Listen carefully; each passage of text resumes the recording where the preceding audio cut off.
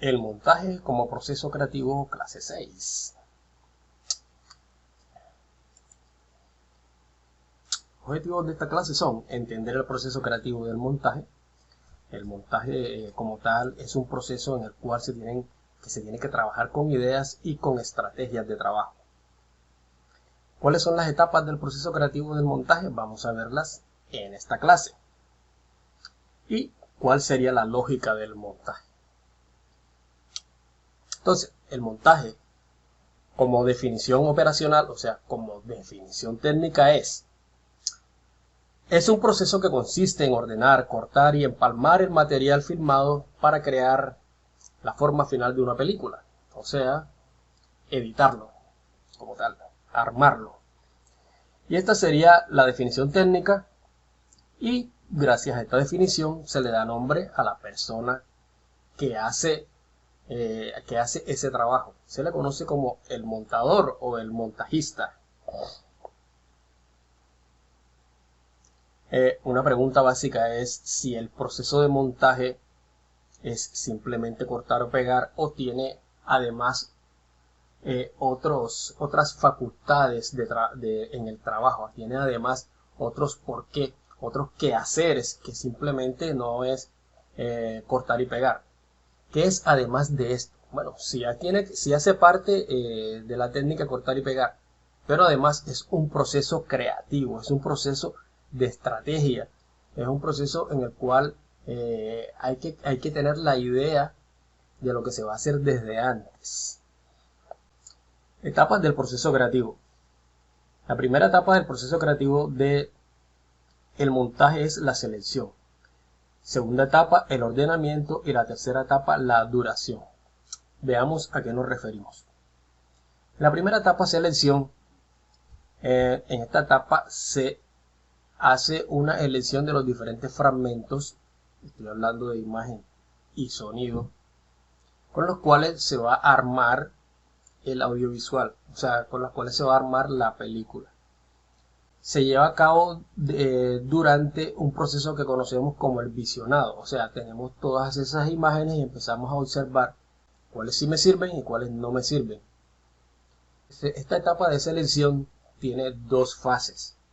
La primera fase es de filtro del material defectuoso y la segunda fase se llama la elección única. ¿Qué hacemos en la fase de filtrado de material defectuoso?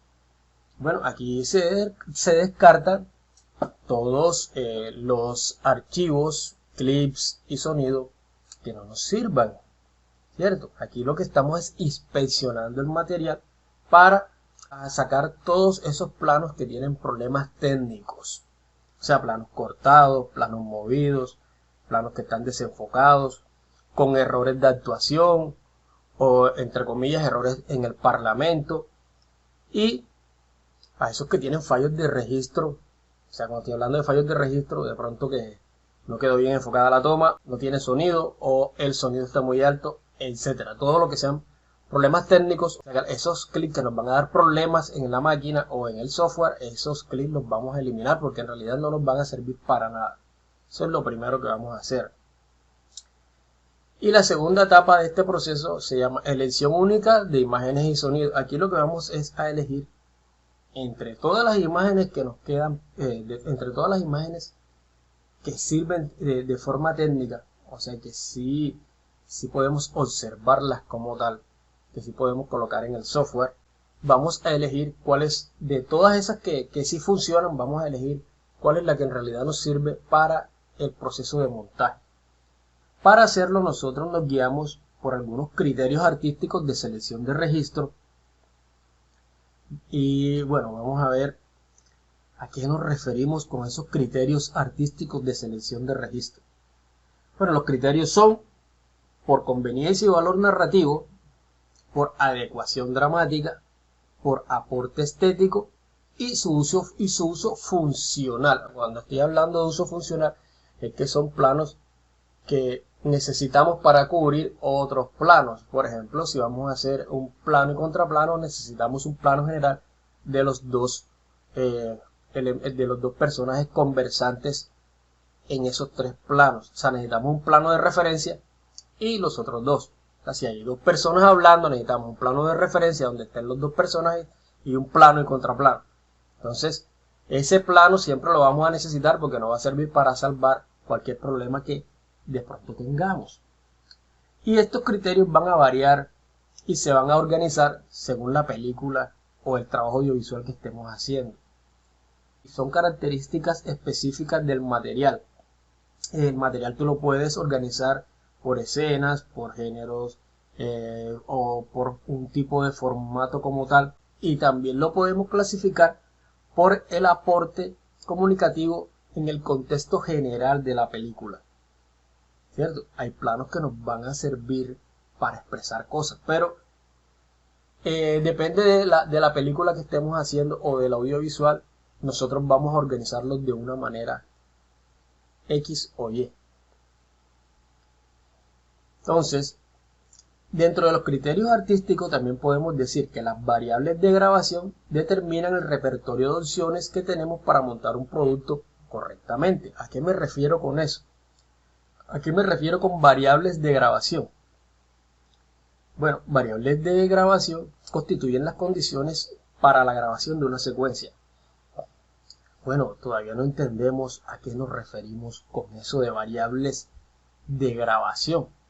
Bueno, las variables de grabación influyen en la posibilidad de ensayo y de repetición hasta conseguir el plano deseado. Y cuando me refiero a plano deseado, me refiero a un plano excelente, buena visibilidad, buen sonido y buen contenido, o sea, una buena actuación del personaje interno o de pronto si es un plano, por ejemplo, un plano general, un plano descriptivo, que nos sirva para describir como tal el espacio, para contextualizar.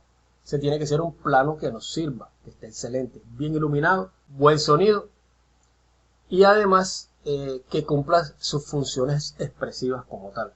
Entonces, un fragmento o un plano excelente que tiene un buen diseño de composición, una buena iluminación y además está grabado desde diferentes puntos, desde diferentes perspectivas.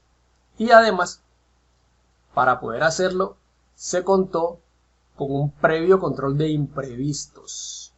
O sea, nos demoramos todo lo que quisimos para lograr el plano que necesitamos para esta secuencia.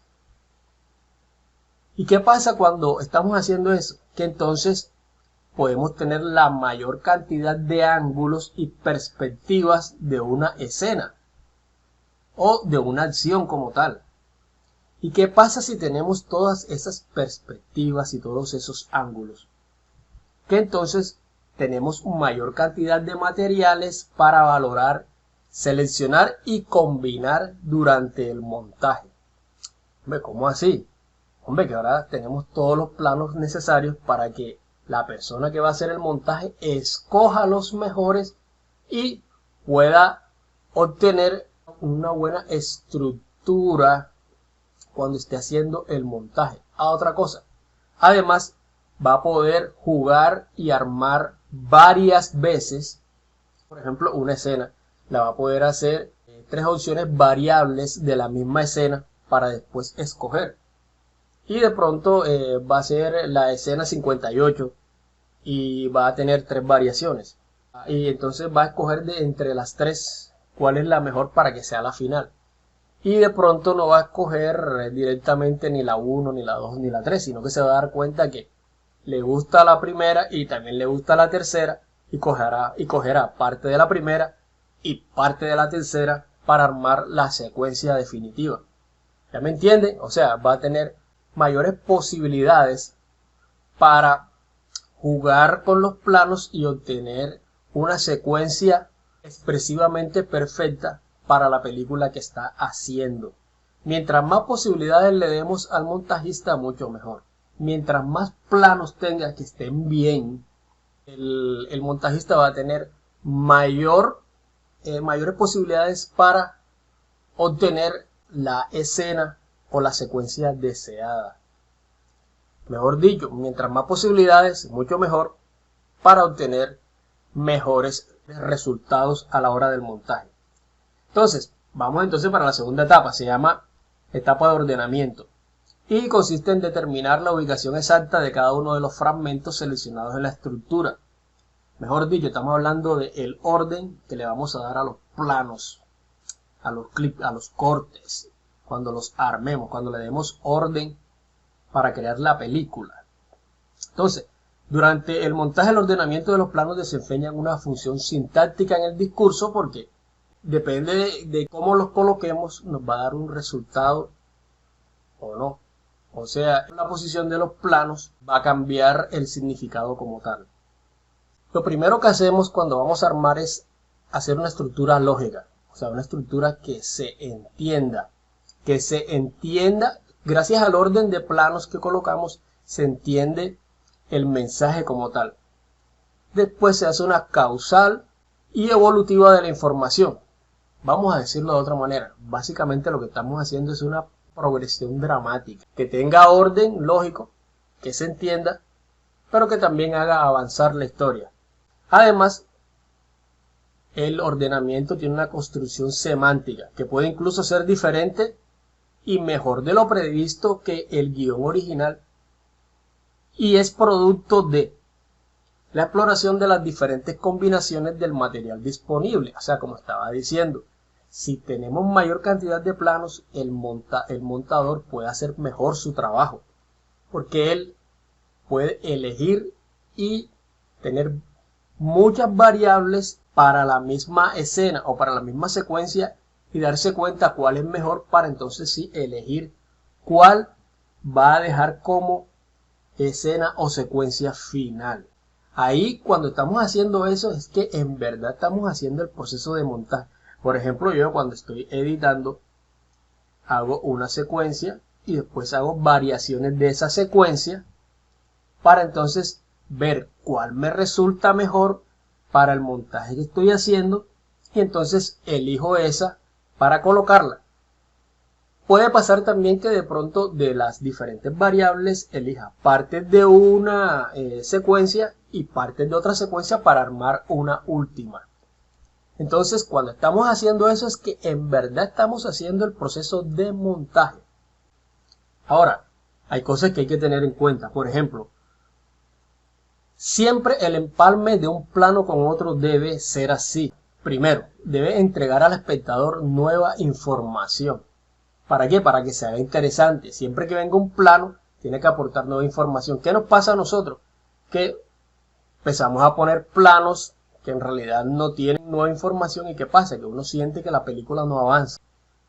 Siempre que coloquemos otro plano, ese plano debe invitar al interés de lo que se está mostrando. Vamos a suponer que de pronto no vamos a poner una información nueva como tal, pero podemos poner un plano descriptivo, ¿cierto? O una mirada dramática como tal, ¿cierto? Siempre el plano que venga tiene que ser interesante. También debemos tener en cuenta de que cada vez que colocamos un nuevo plano, debemos tener claro hacia dónde vamos. ¿Cuál es el hilo conductor definido? ¿Hacia dónde va la historia? Tener claro eso. Siempre debemos tener en cuenta esos tres puntos. Ordenamiento, conexiones entre planos. Entonces, cuando estamos hablando de conexiones entre planos, estamos hablando de las yuxtaposiciones. O sea, un plano que le sigue a otro plano, a otro plano. ¿Sí se acuerdan cómo se ve la línea de tiempo? Un plano al lado del otro. Entonces, estamos hablando de las yuxtaposiciones.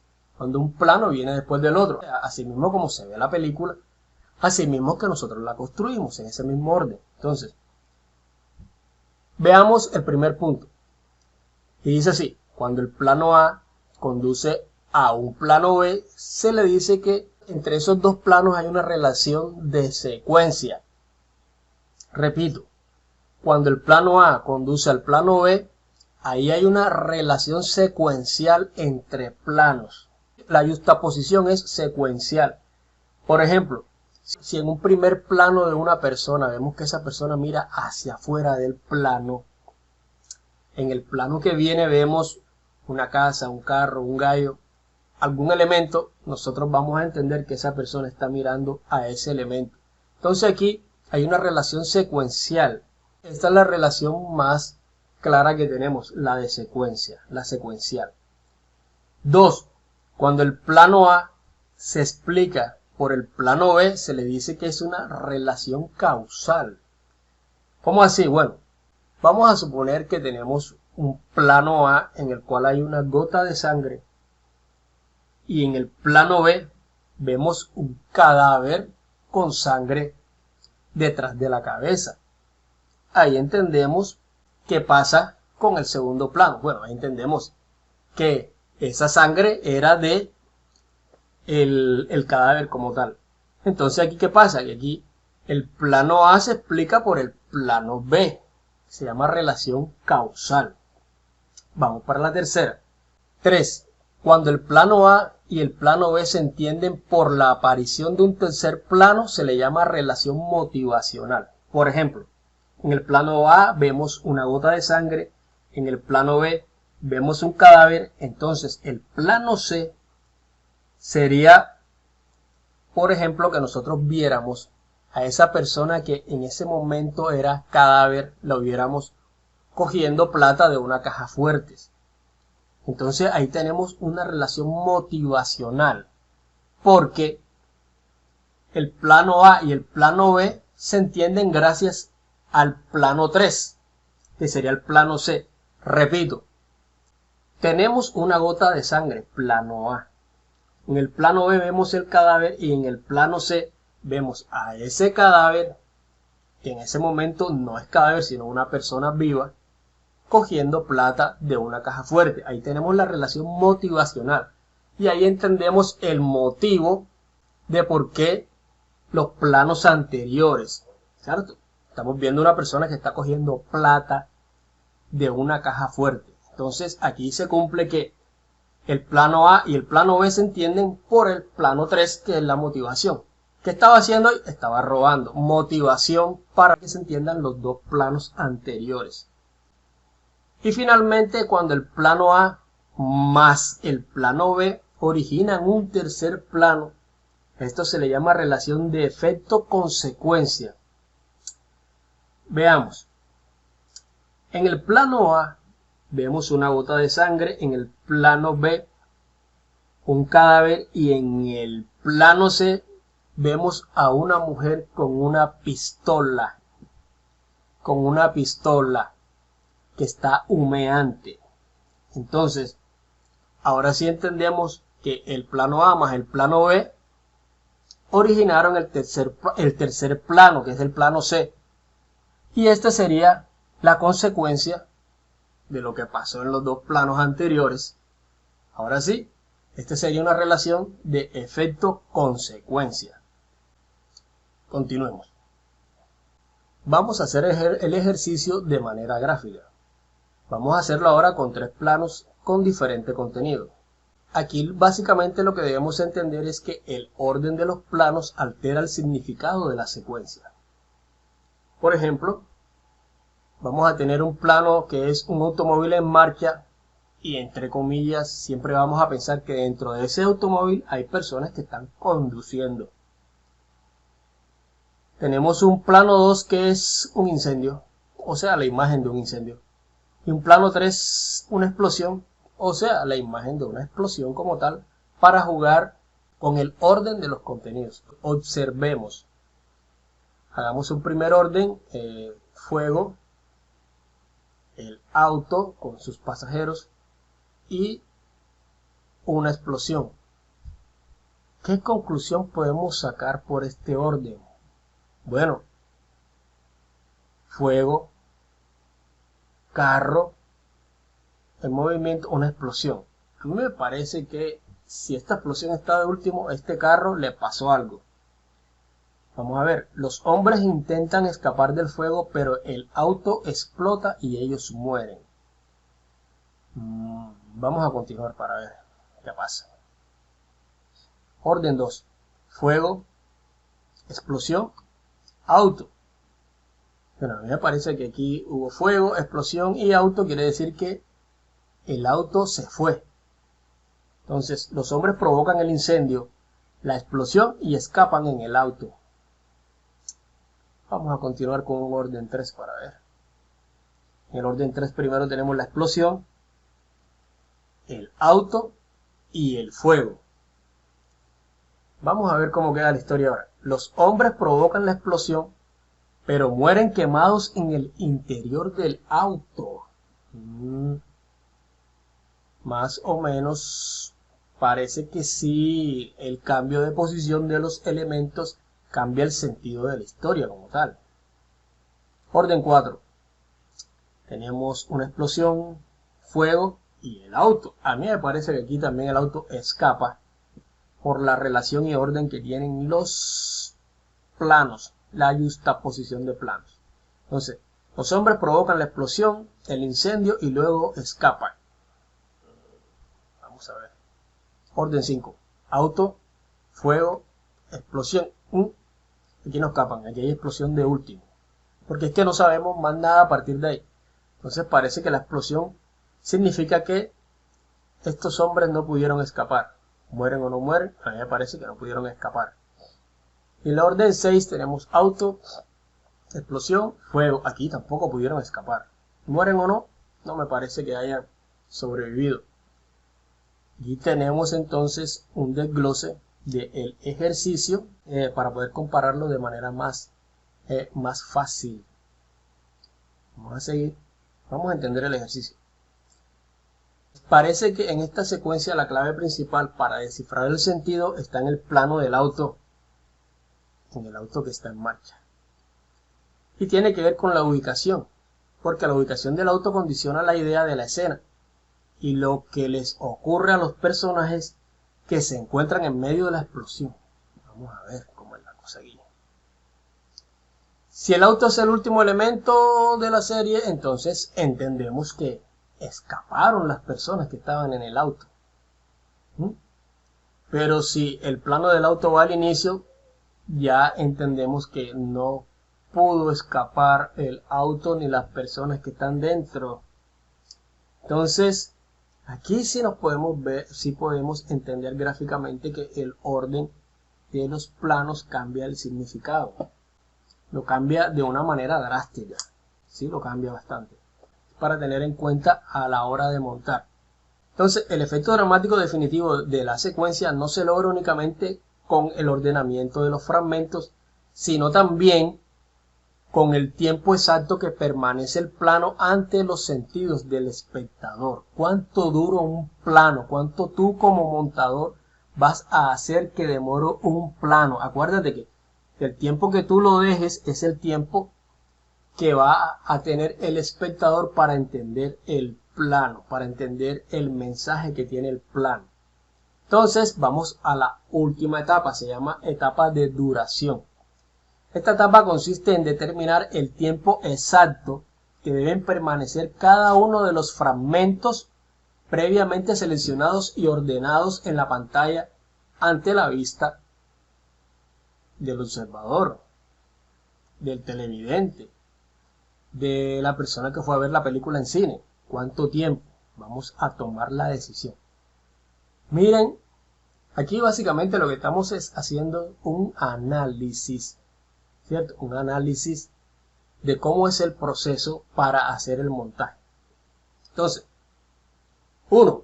Los puntos de inicio y fin de cada fragmento siempre deben ser precisos para garantizarle al espectador 3 cuestiones fundamentales. Ese corte que nosotros hacemos le debe proporcionar al que está viendo 3 cuestiones fundamentales. La primera, debe tener un desarrollo fluido, debe servir para que el desarrollo de la narración visual sea fluido, tenga una progresión dramática determinada. O sea, que nosotros entendamos el nivel de la historia, hacia dónde va la historia. Y que también la historia, tú no sientas que se detiene y no avanza. Debe tener una progresión dramática. B. La impresión de verosimilitud de los acontecimientos representados en los planos, o en la escena, o en la secuencia cuando estén los planos juntos. O sea, debe sentirse real lo que estamos viendo. Y C. Debe generar una estructura rítmica de la secuencia. ¿Y cómo logramos eso? Con la variación del tiempo de los planos. Con la duración de los planos es que nosotros organizamos el ritmo. Si tenemos un plano que dura X tiempo y otro plano dura X tiempo y esos tiempos son parecidos, podemos lograr un ritmo como tal. La duración o tiempo de permanencia del fragmento se determina mediante 3 criterios. Hay que estar pendiente a esto. 1. Aplicando un sistema de duración métrica. Ahora vamos a entender a qué nos referimos. 2. Considerando su tiempo de lectura. Y 3. Según el valor dramático de la representación del plano. Vamos a desglosar esas ideas. Cuando estamos hablando de aplicar un sistema de duración métrica, estamos hablando de que vamos a utilizar los mismos tiempos de duración de los planos para construir un ritmo. Mejor dicho, se tiene en cuenta el tiempo efectivo de un fragmento para así tratar de repetir la misma duración en los demás planos que estamos utilizando para armar esa secuencia o esa escena. ¿Por qué? Porque es que queremos construir un ritmo visual. Recuerden a qué nos referimos con montaje métrico. Para nosotros poder lograr esa metricidad o ese ritmo, lo que hacemos es repetir la duración de los planos. Entonces, primero nos damos cuenta cuál debe ser el tiempo efectivo del plano inicial y después tratamos de repetir esos mismos tiempos para crear un ritmo visual como tal. El segundo es su tiempo de lectura. Súper clarísimo a qué nos referimos con tiempo de lectura. Y es el tiempo que necesita una persona para entender el plano que está viendo, para descifrar ese plano, ¿cierto? Cada plano que nosotros vemos necesita un tiempo determinado para ser entendido. Y entonces podemos editar así, que es como la forma que más se utiliza, es la forma más lógica, tener ese criterio como tal para editar. 3. Según el valor dramático de la presentación del plano. Y esto tiene relación al punto anterior. Pero en este caso, la tarea consiste en regular la significación emocional del fragmento para construir ritmo en la secuencia. Mejor dicho, aquí nosotros necesitamos unos elementos para entender mejor, o sea, para pensar a qué nos referimos con significación emocional del fragmento. Veamos. Primero, siempre va a ser conveniente mostrar la actitud y las expresiones y reacciones de los personajes. Claro, si no tenemos las actitudes ni las reacciones de los personajes, ¿cómo vamos a trabajar en el nivel emocional de una secuencia o de una escena como tal? Tenemos que tener esos planos y que seguro son primeros planos y planos medios. Si nosotros en una escena, en una secuencia, queremos trabajar directamente en ese nivel emocional, necesitamos colocar esos planos. Necesitamos que aparezcan esas actitudes y las reacciones directas del personaje. Entendámoslo también por el punto B. Porque es necesario mostrar la expresión exacta o la actitud. ¿Para qué? Para darle realismo a la parte emocional de la secuencia o escena. Es importante tener las actitudes del personaje. Recuerden cuando estamos hablando de cuáles son los planos del director. Entonces, sin las actitudes y expresiones bien hechas y colocadas en el momento preciso en la secuencia, no vamos a tener el nivel emocional del fragmento. O sea, no vamos a poder plasmar con eficiencia la historia. 3. Para decidir la duración del plano también hay que observar los aspectos plásticos de la imagen. Y esos aspectos plásticos de la imagen tienen valor expresivo muy importante en las secuencias. Para decidir la duración del plano también hay que observar los aspectos plásticos de la imagen. ¿Por qué? Porque esos aspectos plásticos también tienen un valor expresivo importante en la secuencia que estamos creando. Tengamos en cuenta estos puntos que tienen que ver con la duración. Tengámoslos en cuenta. Mira, primero, el contenido originario del plano. 2. El contenido que se quiere mostrar. Todo esto tiene que ver con la duración del plano. Con la duración del plano cuando lo coloquemos en la secuencia para montar. 3. El tamaño de los planos también. 4. Movimiento interno. 5. Movimiento externo. Y 6. Duración del texto y las acciones. Y por último, rasgos sonoros. Vamos a ver a qué nos referimos con el contenido originario del plano. Bueno, cada plano está hecho por un motivo en particular, para participar directamente en una parte de la secuencia. A eso nos referimos con el contenido originario del plano. El contenido originario del plano siempre responde a valores informativos o descriptivos, ¿cierto? Porque es que se quiere expresar a través de los planos, y para expresar cosas a través de los planos se tienen niveles de organización. ¿Cómo así que se tienen niveles de organización? Hombre, para nosotros lograr un contenido o un sentimiento a través de un plano, nosotros tenemos que trabajar con unos elementos que ya conocemos, como son la escenografía, la composición, el color, la iluminación, etc. Y esto tiene que ver con la duración final que le vamos a dar al plano. Mejor dicho, cada uno de estos elementos es útil para decidir cómo vamos a combinar para crear nuestra secuencia. Entonces, el contenido originario del plano también influye en la duración. 2. El contenido que se quiere mostrar. ¿Cómo así que el contenido que se quiere mostrar? Bueno, esto resulta al regular el tiempo y los datos de manera exacta para mostrar el contenido suficiente para que el interés de la audiencia sea sostenido. Mejor dicho, nosotros no necesitamos mostrar todo en el orden necesario. Podemos cortar partes de la historia o de lo que estamos mostrando. ¿Para qué? Para causar mayor interés, para llamar la atención, para sorprender a la persona que está viendo la película, para que la película se vuelva interesante. Podemos decirlo de la siguiente manera. Podemos suprimir parte de la acción inicial o de cualquier parte. ¿Para qué? Para aumentar la dinámica visual. Podemos armarlo de forma ortodoxa, de forma normal, y se va a entender. Pero le podemos quitar partes para que exista interés y sorpresa en lo que estemos viendo. Mejor dicho, vamos a crear un efecto sorpresa o suspenso.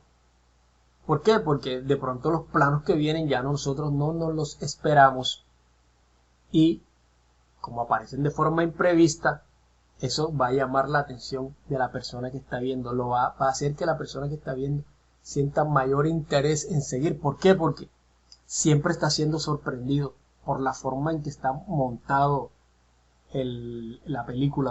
También puedes hacer que las personas ya esperen un plano X, un plano que viene, y no se lo das en ese momento. Y entonces así dilatas ese interés que ya tiene la persona y juegas con él. Eso básicamente hace que la persona esté más interesada viendo la película o la secuencia que estás armando. Acuérdense que cuando estoy hablando de la secuencia, lo que tú armes ahí es lo que se va a ver en la película. Y vuelvo a repetir, le da mayor interés a la secuencia o a la escena que estás haciendo.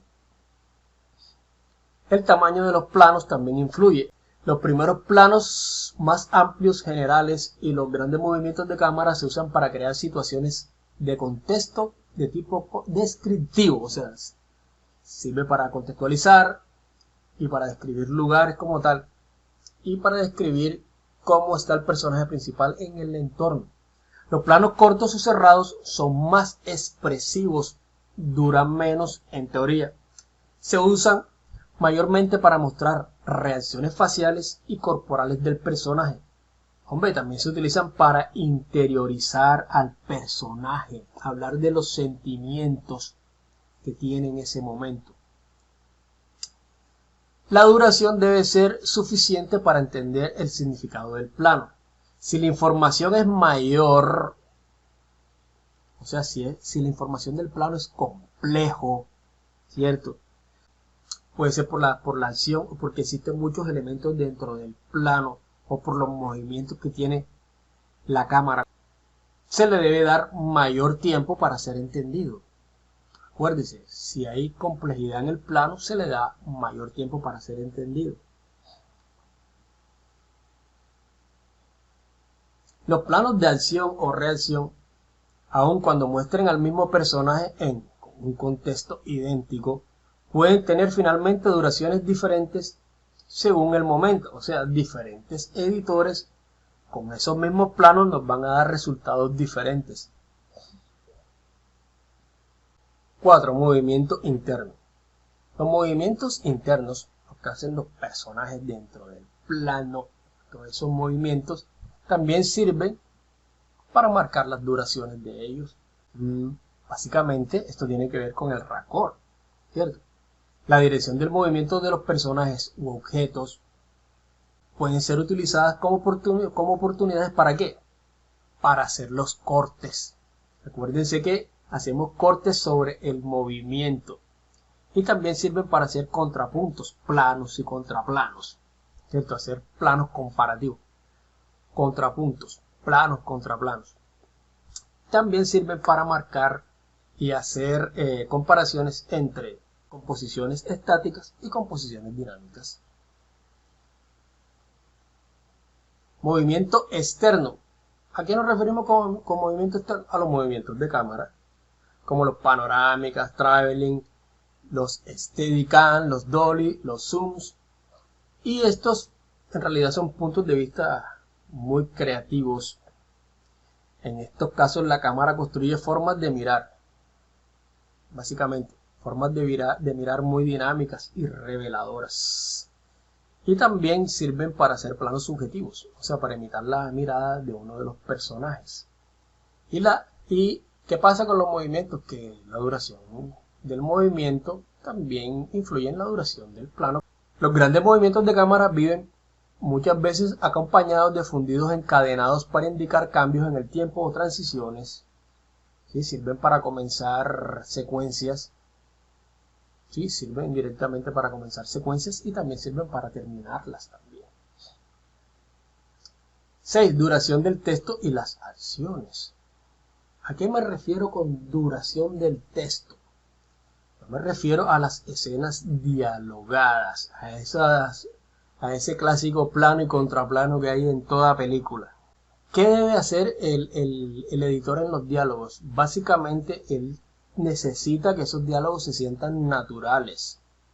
Entonces, básicamente, él lo que hace es dejar que el mismo diálogo le indique el tiempo para hacer los cortes y armar. Él necesita construir un ritmo natural que muestre la evolución de la situación mediante los diálogos y las pausas en el diálogo. ¿Para qué? Para que se sienta natural y muy fluido ese momento. Además, también necesita marcar los momentos expresivos que hay en ese diálogo, o sea, esos momentos en que hay silencios, que nada más se están mirando los personajes. ¿Por qué? Porque los diálogos deben tener el ritmo más natural posible. Y finalmente los rasgos sonoros. Entendemos que el sonido es muy importante en el montaje. Hacen parte de la acción como tal. Entonces, los valores sonoros representan variaciones directamente en la cadencia dramática del plano. ¿A qué me refiero con sonoros? A la intensidad y el tono de la voz, a la música también, sí, al diálogo, a esa fuerza que tiene el diálogo. Estos nos sirven como indicadores que nos ayudan a empujar el valor de la imagen. Entonces, el sonido es muy importante para marcar también la duración de los planos en el montaje. Muchas gracias.